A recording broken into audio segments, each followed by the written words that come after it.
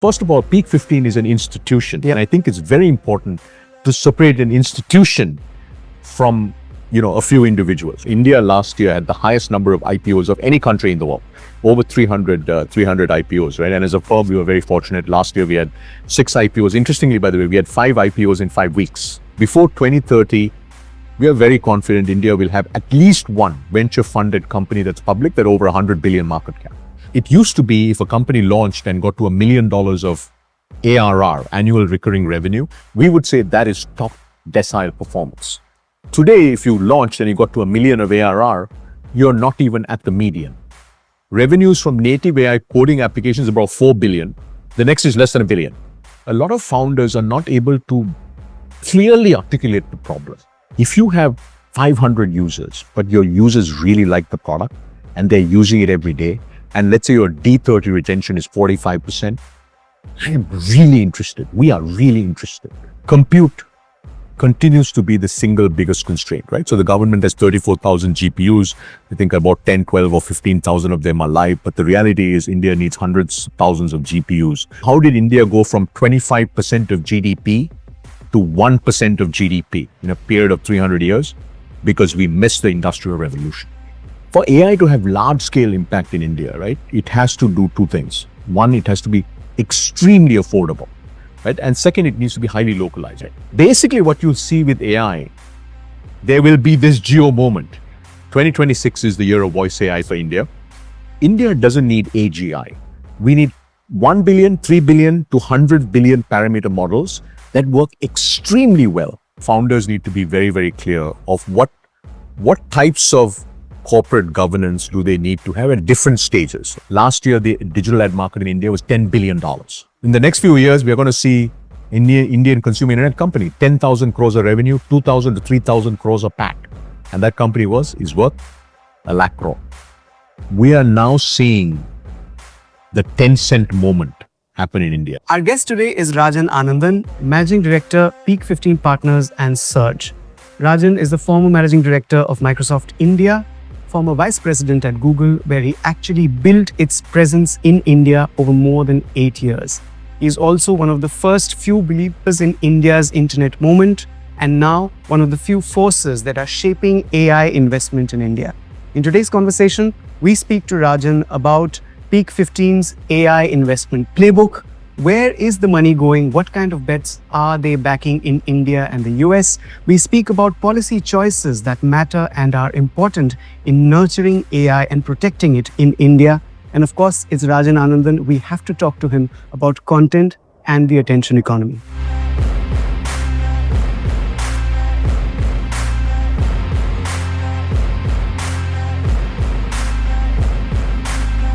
Rajan, very warm welcome to the podcast. Thank you. Thank you for having me. Excited to be here. Absolutely. The pleasure is ours. What are the lessons, especially from Google, that you used in Peak 15 in your stint here? I'd say the first is just thinking big, right? Larry Page had a saying that, 10x, not 10%. It takes the same amount of effort, but you have to think differently if you want to do something 10x, whether grow 10x or improve a product by 10x or cut costs by 10x. So that's the first, right? Like how you think really big. The second I'd say is thinking long term.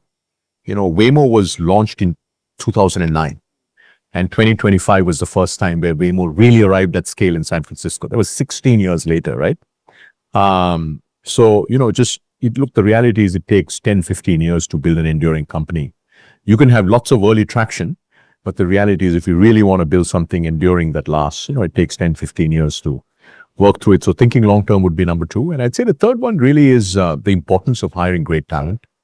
Google has the best talent density on planet Earth, right? If you look at the company even today. And I think for a startup, in fact, Vinod Khosla has a saying that I love, which is the team you build is the company that you build, right? And that's so true. So I'd say those are probably there are many lessons, but I'd say those are 3 things that are directly applicable to the land of startups. Right. I love it that you cited Vinod Khosla. He's someone we'd really like to get on the podcast. And I love how he gives the same wisdom in different ways. There's going to be at the India AI Summit. So I know. Here's hoping. And I love how he gives analogies of a kitchen, and how you make your food to, describe how important the team is. Let's come to a more recent development. How do you think Peak 15 has changed in its focus or its model after the split with Sequoia? So, look, firstly, by the way, we are extraordinarily privileged as a team to have been a part of Sequoia for close to 2 decades, right? Clearly the most enduring franchise in the venture capital industry, 25% of the NASDAQ companies that are funded by where Sequoia was an early investor. So there were just tremendous amount of learnings, and we are incredibly grateful and truly honored to have been a part of Sequoia for such a long period of time. Look, as Peak 15, so firstly, by the way, Peak 15 is the 15th peak in the range, so it's Mount Everest. The first interesting thing is, Mount Everest is 50 million years old. The Sequoia tree lasts 3,000 years, right? So, and this game is all about enduring. So you can imagine the first thing is, it's a million-year game. I think the second, look, Sequoia had 3 businesses, the US, India, and China. And now coming up on almost 3 years, right? China and the India businesses became independent. We rebranded ourselves to Peak 15. Our partners in China became Hongshang, rebranded this under Hongshang. But as independent firms, we have more flexibility, right? And one thing that was very important for us was being able to have a team on the ground in the US to support our global companies coming out of India or Southeast Asia or Australia. Now, while we were part of Sequoia, we couldn't do that because you couldn't have 2 Sequoia teams in the US, right? There was Sequoia US, so you couldn't have another team. But once we became Peak 15, we are now being able to do that. We've got several partners now. We have 3 operating partners. We have 1 investing partner. So we have a full-time team of 5 now in the US. And that's been incredibly helpful to us, to our companies, right? Because we have 2 former CROs, Chris Merritt, who took Cloudflare from $1 million ARR to $1 billion ARR. We have Dini, who took several companies from a few million to over 100 million ARR. And we have Jamie Bott, who Jamie used to lead talent for all of Sequoia US, right? So we have 3 of them. And then Arnav joined us as our first investing partner. And then we also now have another investing team member. So we couldn't do that while we were part of. So we have more, we have a higher degree of flexibility to support our companies as they go global. So I'd say really those are the big changes. But at the end of the day, the core ethos, the things that we learned about how to invest in great companies, how to support companies over a long period of time, those all hold from our heritage from Sequoia. How do you read the AI innovation landscape in the country, or rather the tech landscape? What has changed in the way you see companies and their fundability compared to, say, 2021?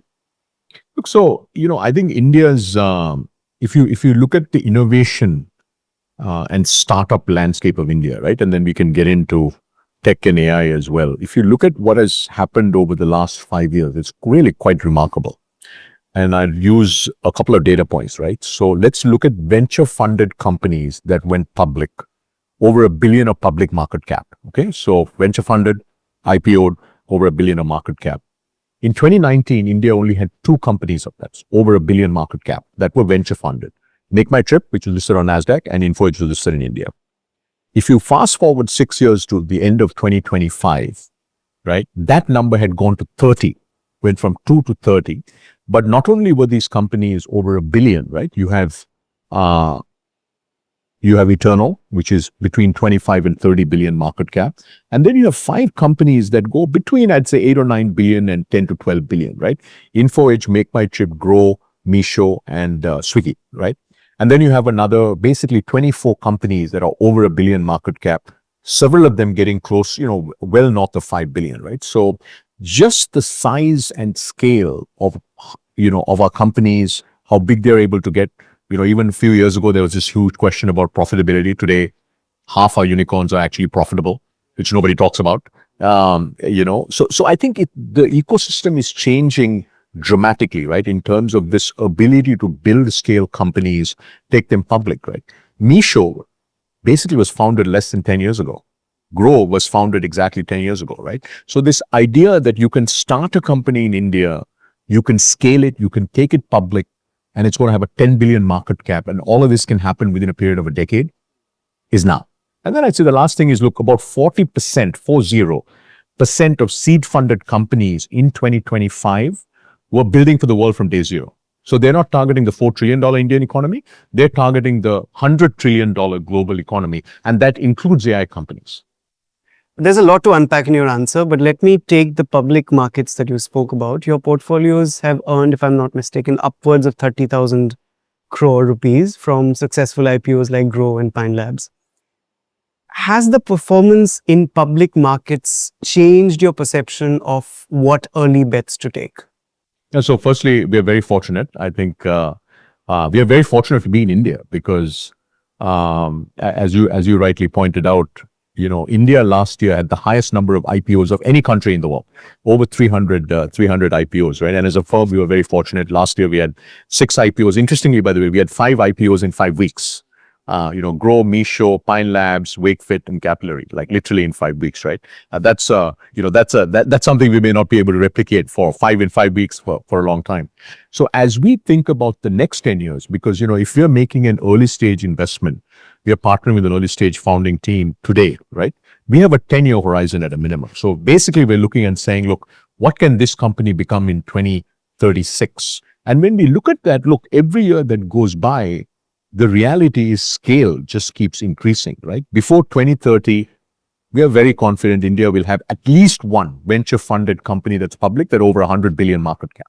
Today, we have 5 companies in that, call it 10 billion zone of public market cap, right? They go between 8 and 11 billion market cap, they keep swimming.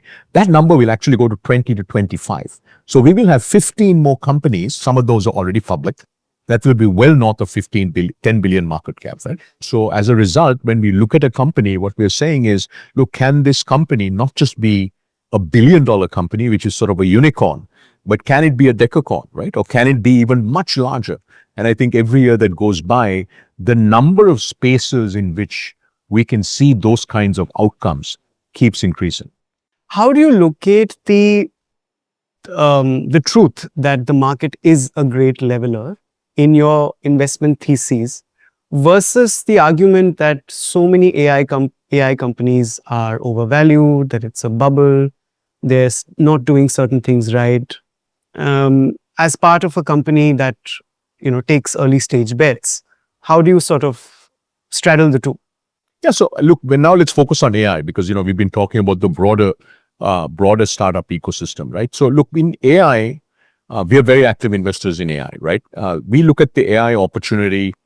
One, we look at AI for India, and I'll come back and talk about that. And the second we look at is AI for the world from India, okay?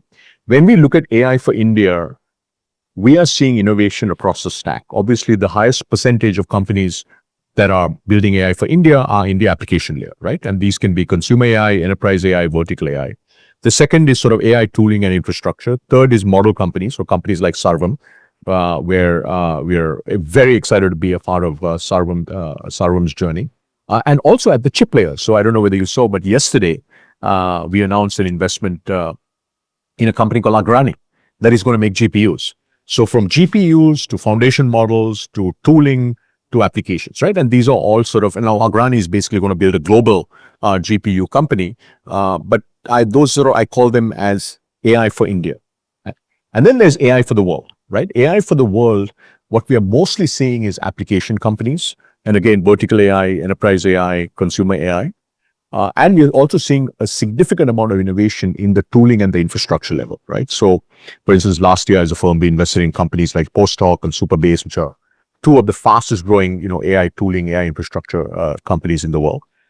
As well as, like, for instance, Agrani, right, is a global, the ambition is to build a global GPU company. So we see both of these sort of, opportunities available to Indian AI entrepreneurs. And in terms of, what we look for varies by stage. Look, at seed stage, we're really betting on a founding team, and a market where we think AI can have a huge impact.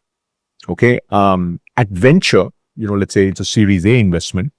At that stage, you're looking for product market fit, either very strong product market fit or early stages of product market fit, plus the other 2 things, which is great team, great market, right? And then when it comes to growth stage, you're really looking for a economic engine, right? That seems to be working, right? The company is generating revenue, the economics seems to be converging and so on. So really what we look for varies by stage. But look, we can't be more excited about what's beginning to happen with AI in India. But what I'm trying to get at is, have your fundamentals changed after the AI surge and the sheer pace of it and the hype around it? Differentiating signal from Yeah, noise. so what has changed when it comes to AI companies, okay? Because remember, India has this broad base of innovation, right? We have consumer brands, we have gaming companies, we have healthcare companies, we have fintech, financial services companies, we have semiconductor companies, we have space tech companies, right? So India has a very broad base of innovation. When it comes to AI companies compared to the SaaS wave, I think what has changed is how quickly these companies are growing, okay? So it used to be if a company launched and got to $1 million of ARR, annual recurring revenue, we would say that is top decile performance. Today, if you launched and you got to $1 million of ARR, you're not even at the median, right? To be top decile, you probably have to go from launch to at least 3 or 4, 5 million of revenue, right? It used to be if you're a SaaS company, you want to raise a Series A, you got to $1 million of ARR and you were growing 3x year on year, you would actually be in the running to raise a Series A. Today, that million ARR, you probably need to be more like 2 or 3 million of ARR because companies can go so quickly, and you probably need to be growing maybe 4 or 5x, right? So the bar has gone up dramatically. And what's driving this really is the fact that, look, AI really is creating significant value, right? Something that used to take somebody 5 days now can be done in 30 minutes. Something that used to take an enterprise 3 weeks to do now is done in a day, right? And that kind of value creation we really didn't see from SaaS. So what has changed really is, our benchmarks on how quickly can a company grow have changed dramatically, right? So especially when it comes to global software companies. Got it. But how do you react to, say, the points made in several circles about Indian innovators moving out of India, Indian AI innovators? So look, India, as I said, if you're building an AI company that is targeting a global market, and let us just say that almost all your initial demand is in the US, and let's just say that you happen to be selling to the Fortune 100, right? So we have a company called True Foundry. They're the leading AI gateway company in the world right now. It's an early stage company. It's a very early category, very strategic category. There are 4 or 5 players. By far, the leading player is this company called True Foundry. Nikunj, the co-founder and CEO, is based in the US. His co-founder, one of his co-founders is, 2 of his co-founders are based here. The head of engineering is based here. The head of product is based here, right? Now that sort of model, if you're basically trying to penetrate a $30 trillion economy that is a 15-hour flight away, is actually suboptimal, right? So what you're seeing is companies that are building for the world, it is quite important for one of the co-founders to be in that market, especially if you're selling to enterprise. Right now, if you're obviously building a developer tool company, then you could possibly make it work from here. But again, if most of your revenue is going to come from there, it's important to have truly a global founding team. And that's why, by the way, it's also beneficial to have, it's not necessary, but it's beneficial to have 2 or 3 co-founders, because your head of engineering can be based here. Your co-founder who's actually driving GTM could be based there, right? So I know there's been a lot written about all our AI founders are leaving, but the reality is, look, in our current cohort of Surge, we have 23 companies, 12 of them are application AI companies. 4 of them are consumer AI companies that are only building for India.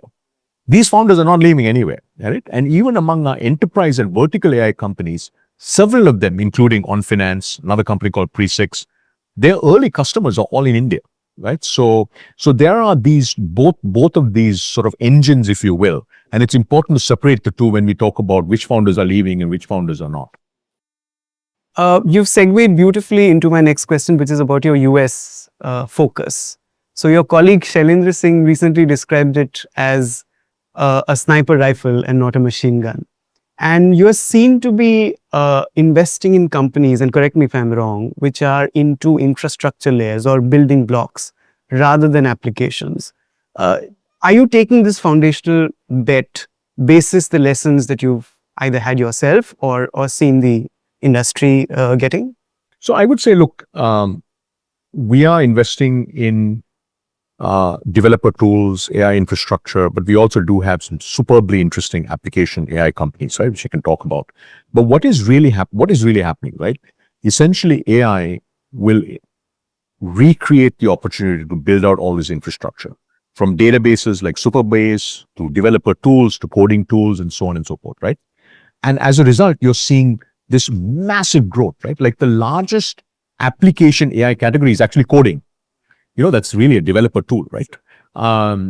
It's, by the way, the numbers are quite startling, right? The native AI revenues from native AI coding applications is about 4 billion.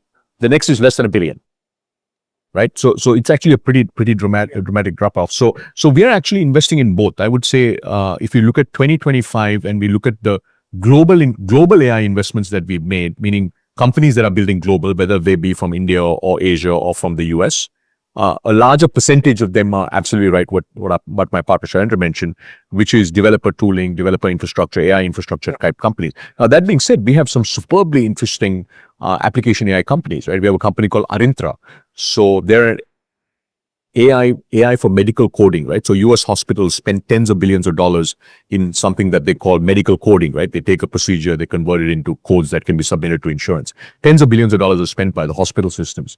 This company is the emerging market leader in that space. It's growing faster than anything that we've ever seen.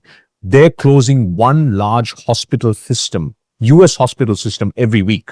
So whether it's US healthcare, whether it's banking in this cohort, we have a company called Finster, right? This is an ex-DeepMind researcher who's basically building AI agents for equity research, right? We have a company in our last cohort called Ocwen, which is again building agentic AI in financial services for asset management firms. So we are, I mean, look, at the end of the day, what are we looking for, right? We're looking for terrific teams, terrific founding teams who have deep insights, focusing on markets where there's a 10x value creation potential from AI, right? And that obviously we're seeing a lot of that happening in AI infrastructure, developer tooling, but we're also seeing it in application AI, both vertical AI as well as enterprise AI. Tell me, this makes me think, you go through hundreds of pitches like every Thousands. month. Yeah, thousands, absolutely. Oh, every month there's hundreds. Yeah. What is the one thing that irks you about a pitch and innovators or founders always get it wrong? And you're like, no, this is a no-go because this line or whatever. Is there something I don't know whether there's one thing, but I'll tell you less about irking, because look, at the end of the day, first meetings that I take are 30 minutes. By the way, except for Mondays, I will meet 5 new companies, right? And we have a whole team. I will meet 5 new companies every single day except Mondays. Mondays, we have our investment committee meetings, right? So we have internal meetings only on Monday. I meet at least 5. And my first meeting usually is 30 minutes. So you have 30 minutes to clearly articulate what problem you're trying to solve, then bring your solution to life. And then to the extent you've launched and you have some progress, talk a little bit about, do your customers love the product that you built, right? I would say, look, a lot of founders are not able to clearly articulate the problem, right? So never jump to the solution. If you can sell your investor on the problem, that's 50% of your work done. But then, the investor clearly, because remember, you're living as a founder, you're living the problem day in and day out, okay? You happen to be one of the many pitches I'm going to listen to today. Right. So can you bring this problem to life, right? And be, wow, that's a serious problem, right? The second thing is bring the solution to life. And especially in AI today, if you're building an application AI company, if you can't do this, if you're building an AI lab, you should be able to build a demo at a minimum. In fact, you should be able to launch a product. Because, it's so, quickly you can actually get a product launched, right? And bring it to life. And I would say, look, there are demos that are awesome and there are demos that are not so good. If you're going to show a demo, it better be awesome. I'd say that is one where sometimes founders do a demo and it's like underwhelming. That's not great. I'd say the third thing is, look, if you've launched and you have some traction, really try to bring out, look, we're always looking for products that customers love.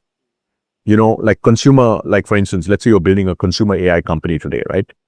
If you have 500 users, but your users really like the product and they're using it every day, and let's say your D30 retention is 45%, I am really interested. We are really interested. Whereas on the other hand, let's say you have 1 million users, but at the end of 30 days, only 1% is using that product. Right. That is not that interesting. Of course. Because, there's no user love, right? There's no engagement and so on and so forth. So, and last thing I'd say is always say it like it is.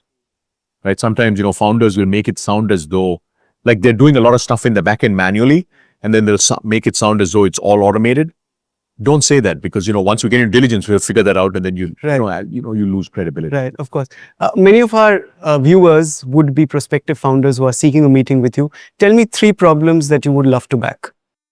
Look, I mean, India should have thousands, tens of thousands of extraordinary AI companies, either solving problems for India or solving problems for the world, right? What I would say is, as founders, find something that's real. That's a real problem where, because let's specifically focusing on AI now. It doesn't have to be AI. It could be consumer brands. It could be where AI can deliver a 10x solution, right? By the way, India today has 120 unicorns. We have no AI unicorns yet. My projection is, our projection is we think by 2030, India will have 50 AI unicorns. Has there been a really underwhelming demo that made you say pass to the company, but then the company... I can't tell you, absolutely. Every day I see a demo that is underwhelming. And then the company became really big and you regretted not... I'm sure there are. Has that happened? Okay. No, and look, it always happens, right? Look, when you see a company very early, companies evolve so much, right? Like they evolve so much. So absolutely, look, there are so many companies, but like if you ask me, like a company that we passed on Glean. The enterprise AI company. Oh, wow. Yeah, Arvind is an absolutely phenomenal. We didn't see it at seed. We saw it a little later, right? So we wish we had invested in Glean. Right. Brilliant. Okay, interesting. Okay, now you are a thought leader also when it comes to policy, right? And in terms of, so tech always evolves faster than regulation can keep up. But I don't think it was ever true as now at the pace that AI is evolving. What is the primary policy ask that the policymakers, the lawmakers should stab urgently, say in the next few months or even a year? Compute continues to be the single biggest constraint, right? So the government has 34,000 GPUs. I think about 10, 12 or 15,000 of them are live. But the reality is India needs hundreds, thousands of GPUs so that we can, we are able to train our own models. We are able to do the inferencing that we need and so on, right? So I think the single biggest thing we can do is continue to invest in compute. And second, look, it is very, very important that we have a proprietary AI stack from GPUs to models to compute infrastructure to tools to applications, right? Because this is the industrial revolution, and it's going to be 10 times bigger than the industrial revolution, right? If you look at how did India go from 25% of GDP to 1% of GDP in a period of 300 years? Because we missed the industrial revolution, fundamentally, right? What is happening now is going to be 10 times bigger than the industrial revolution. So we have to have the technology, right? So what the government is doing, whether it's, if you look at on the chip side with PLI and DLI, on the semiconductor side, if you look at the India AI mission, when it comes to especially around compute and foundation models and sovereignty, that is going to be super, super important. So interesting that you say this. We recently interviewed Andrew Ning at Davos. And while he said that he's all supportive of AI sovereignty, etc., he said that the approach always has to be open source. Look, I mean, firstly, a big fan of Andrew and big fan of open source. Look, I think what we need is it can be open source as long as it's also developed. Open source is developed here, right? Because something that is open can become closed tomorrow. Right? What we don't want to do is be a consumer of all this open source that doesn't originate from here, because it can be closed tomorrow. We've seen that happen, right? For AI to have large scale impact in India, right, it has to do 2 things. One, it has to be extremely affordable, right? The population scale in India is in tens of rupees, if not tens of cents, right? Not dollars, right? And second, it needs to be highly localized, local languages, cultural nuances, etc. So let's take actually voice AI.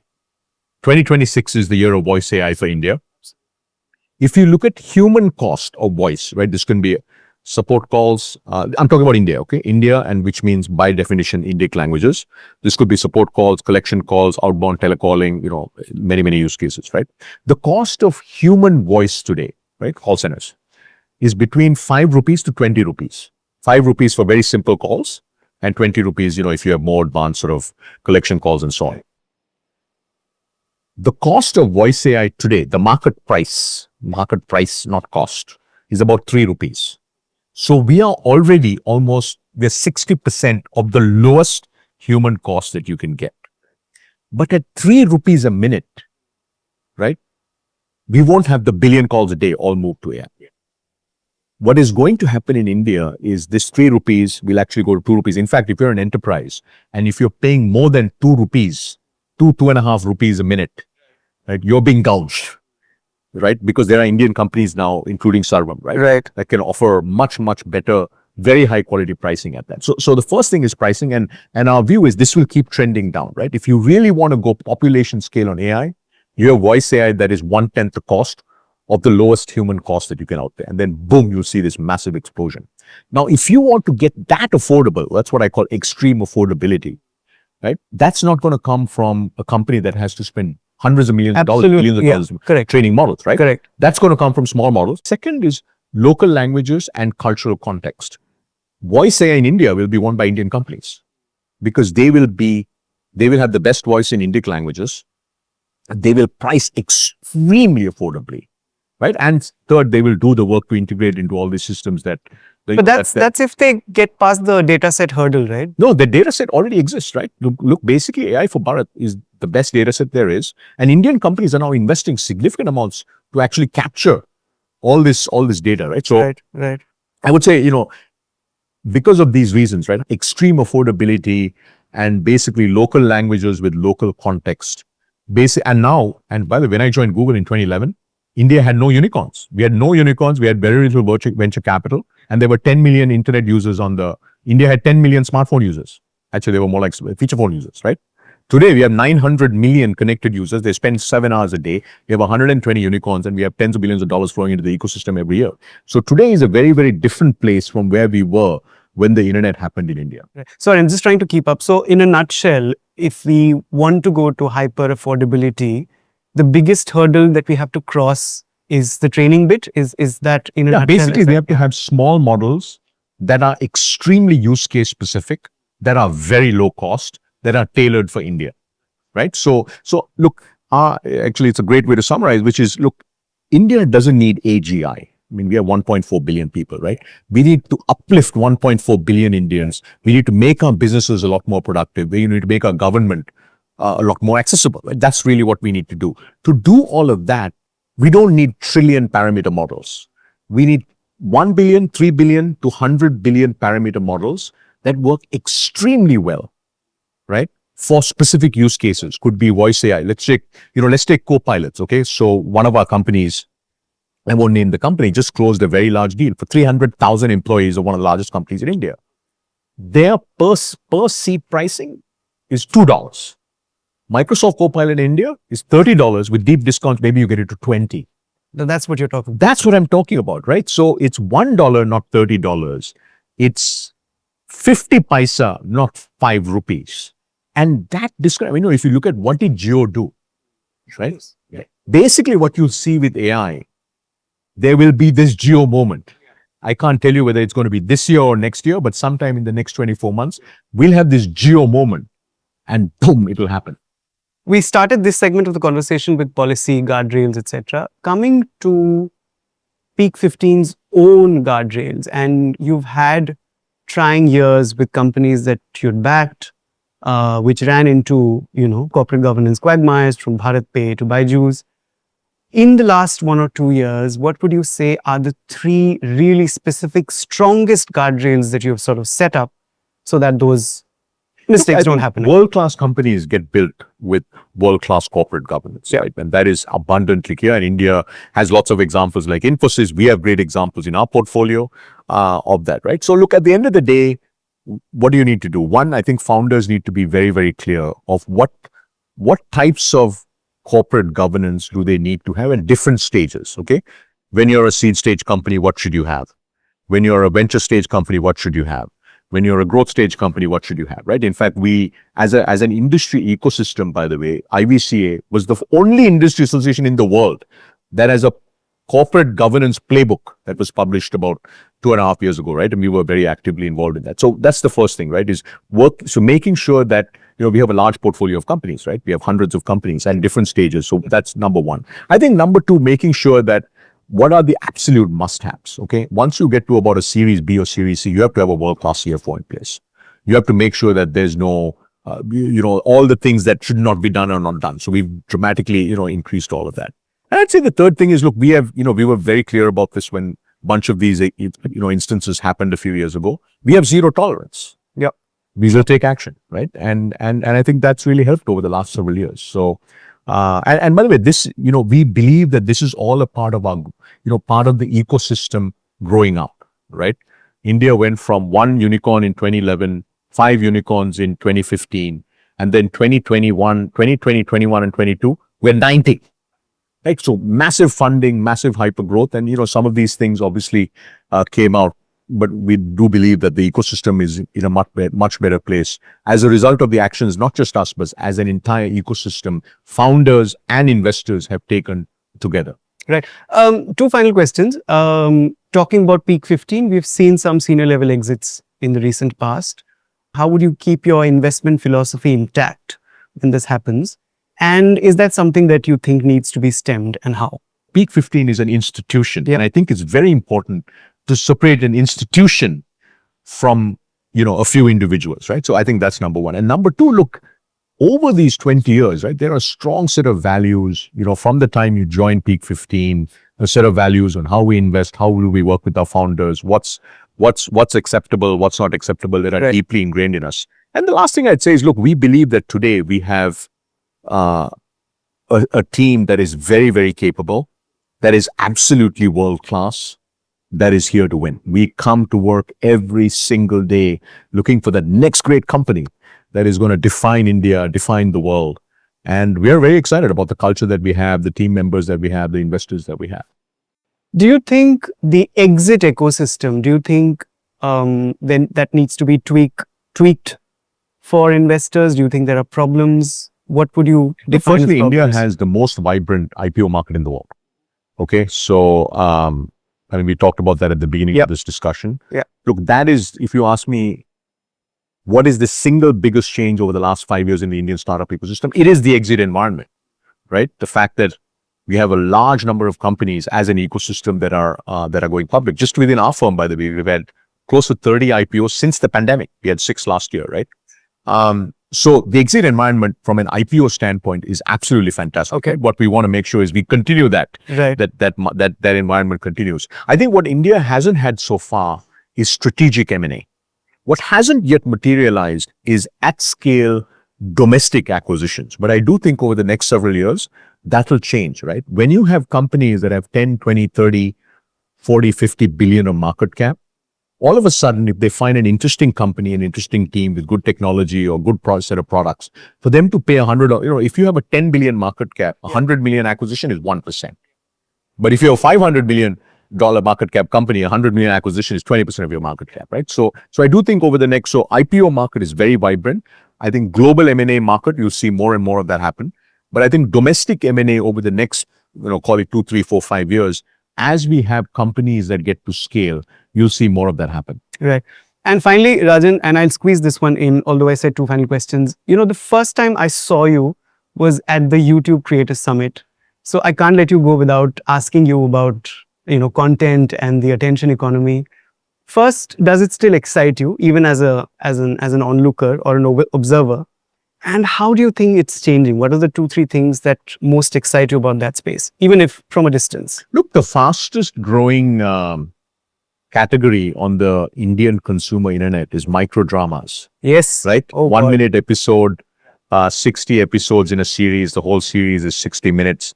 We have never seen anything like it. By the way, we have 2 companies in our portfolio, Virello and Dashverse. We have never seen companies go from 0 to 100 crores, 0 to 200 crores, 0 to 500 crores of revenue this fast, right? So the Indian consumers' love for content is, basically what micro dramas did was what IPL did to cricket. Yeah. Right? Cricket used to be 5 days, then it became 1 day, and now it's T20. Yeah. Right. Correct. So we think that's what's really happening to content. Look, as you know, I mean, YouTube has over 500 million daily active users in India. I mean, it is a monster platform, right? And if you ask me, look, sometime in the next 2 years, India will have 1 billion connected users. Already we have 900 million monthly active users, 850 million daily active users. What do they love doing the most? They love watching content. So I think, whether it's you doing a podcast or whether it's a creator in a small town that's making content on cooking or comedy or whatever, I think it's just a great time. And I think what is changing now, we are now seeing the 10-cent moment happen in India. The 10-cent moment is where consumer internet monetization in China really hit mega scale outside of e-commerce. Right? E-commerce was Alibaba and so on and so forth. Tencent really made and I think we're seeing that happen. And interestingly, digital ads will continue to grow from strength to strength. By the way, I'll give you an interesting data point. When I joined Google in 2011, the entire digital ad market was $140 million. Last year, the digital ad market in India was $10 billion, 90,000 crores, okay? And it's growing at 20 or 25%, right? And that'll continue to grow. But I actually think the Indian consumer subscription market will be bigger than that decade from now. It's all about pricing. It's all about extreme affordability. 99 rupees a month. Right? I think in the next few years, we will see the first Indian company that will have 100 million paying users, and each of those paying users will pay 99 rupees a month. And by the way, 10 million users and 99 rupees a month is 1,000 crore business, revenue business. 100 million users paying 99 rupees a month is a 10,000 crore revenue business. So in the next few years, we are going to see Indian consumer internet company, 10,000 crores of revenue, 2,000 to 3,000 crores of PAT. And that company is worth 1 lakh crore. On that very bullish note, thank you so much, Rajan, for joining us. Yeah, absolutely. Thank you for having me.